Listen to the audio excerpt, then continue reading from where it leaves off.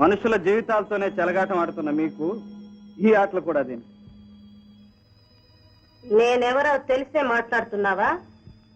ఈ మేడంతో మీకున్న పరిచయాన్ని బట్టేనా మీరెవరో ఎలాంటి వారో ఊహించలేనంత వెర్రివాణ్ణి కాదు మాలినీదేవి గారు. ఎవరితను?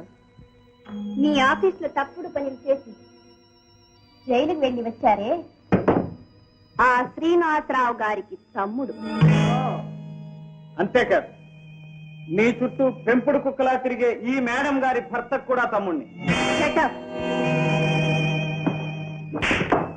తమరు అనవసరంగా ఈ విషయంలో జోక్యం కలుగు చేసుకోవచ్చు. నేను రాణి గారితో మాట్లాడటానికి వచ్చాను.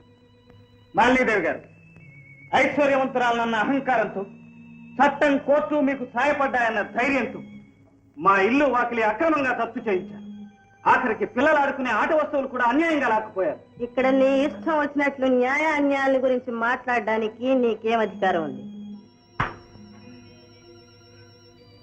ఇది అన్యాయం అని రుజువు చేసుకునే సత్తా నీకుంటే కోర్టుకెళ్ళి చెప్పుకో. కోర్టుకు వెళ్ళటానికి ఇది దస్తావేజులు మతలబులు ఉన్న సమస్య కాదు, మనస్సుకి మానవత్వానికి సంబంధించిన విషయం. చిన్నపిల్లలనే కనికరమైనా లేకుండా వాళ్ళు ఆడుకునే వాటిని లాక్కుపోవటం, ఆ పసి హృదయాలను గాయపరచడం అమానుషత్వం. రూలు ప్రకారం లాక్కుపోయారు. ఏదో కోహినూరు వజ్రాన్ని ఎత్తుకుపోయినట్లు అరుస్తావేమిటి? పసివాళ్లు సంబరాలతో కేరింతాలు కొడుతూ ఆడుకునే కొయ్యబొమ్మైన వాళ్ళకది కోహినూరి. దాని విలువ పిల్లలకన్న తల్లికి తప్ప నీలాంటి గొడ్రాలకేం తెలుసు? ఏం కాకుంటావు?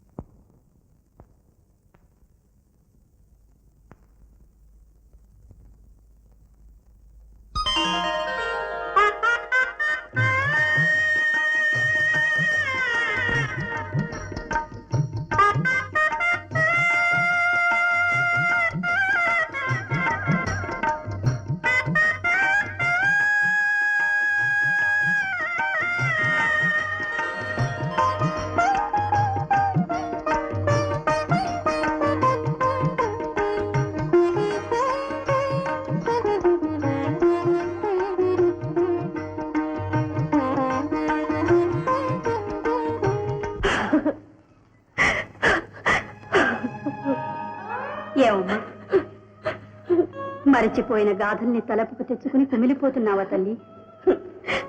నా బ్రతుక్కి మిగిలిపోయినవి కన్నీళ్లే చిన్నమ్మ. కళ్ళు తెరిచి తెరవక ముందే నా కంటికి దూరం అయిపోయిన నా పాప అనుక్షణం నా మనస్సులో మెదులుతూనే ఉంది. ఎలా ఉందో, ఏమైపోయిందో.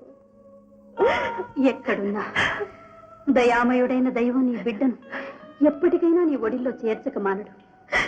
నిజంగా ఆ భగవంతుడనేవాడు ఉంటే తల్లినైనా నాకు అమ్మా అని పిలిపించుకునే అదృష్టాన్ని దూరం చేస్తాడా? నా హృదయంలో ఇంత కల్లోలాన్ని రేపుతాడా?